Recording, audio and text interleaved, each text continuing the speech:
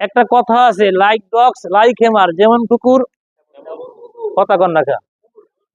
আপনারা লোয়া চেনেন না? লোয়া যারা বড় তারা তো দেখছেন, লোয়া লোয়া যখন কামারের কাছে নেয়, দাও ঘুমতা যাই বা না, এটা কি আদর করে না পিটাপিটি করে? শুধু পিটা না, প্রথমে পরে হুক দেওয়া ধ্বংসে পরে লাল করে, লাল করার পরে বাপ বেটা দুইজনে কম্পিটিশনে হাতুড়ে মারে, কেউ 15 সাইডে হাতুড়ে মারে, কেউ 5 হাতুড়ে মারে, পিটাপিটি করে এবার দাও ঘুমতা বানায়।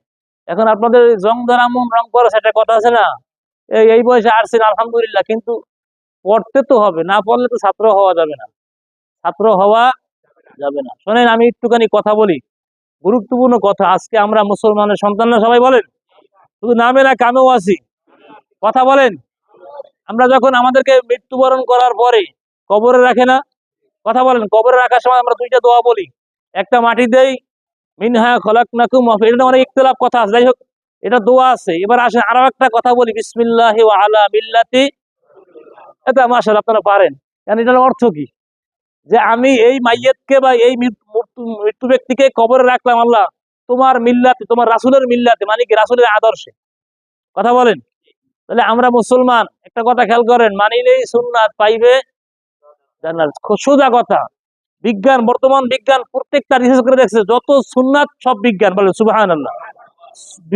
সুন্নাতের বাইরে কোনো বিজ্ঞান, অতএব মানিলেই সুন্নাত পাইবে কি জান্নাত। এবার আসেন তাহলে এই কথাটা বলতেছিলাম, কবরে রাখার সময় বলে আমি রাখলাম এর রাসূলের আদর্শে, কিন্তু দেখা যায় আপাত মস্তক রাসূলের সুন্নাত আমার শরীরের মধ্যে কি, বলেন আপাত মস্তক পা থেকে শুরু করে মাথা তামাই, মাথা থেকে পা তামাই, এটা আমাদের মুসলমানের কি আদর্শ আছে কি নাই বলেন, কথা বলেন, আছে নাই?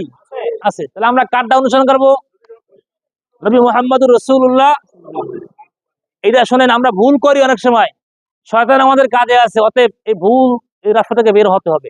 আসেন, আমাদের চুল কাটার একটা নিয়ম আছে কি নাই বলেন, শরীয়তে নিয়ম আছে না? এখন আমরা অনেক ভাই বা ছাত্র বন্ধুরা রাখে যে আমার চুলটা কাটেন, একটা ফিলারের কাটিং, কি বর্তমানে ফিলার আছে না, মুসি কাটিং, নেইমা কাটিং, কত কাটিং বাইরেছে। আপনার কাটিং হবে নবী মুহাম্মদুর রাসূলুল্লাহ, কথা বুঝতে পারছেন? অনেকে দাড়ি রাখেন, দাড়ি রাখার সিস্টেম আছে কি নাই বলেন? বুক ভরা দাড়ি ছিল নবী মুস্তাফার, সেই তরিকায় দাড়ি রাখে তামাম সাহাবাই, মোদের জবানায় দাড়ি নিয়ে কাদের ফতোয়ায়, কেউ বা কাটে কেউ বা সাটে হারাম তরিকা।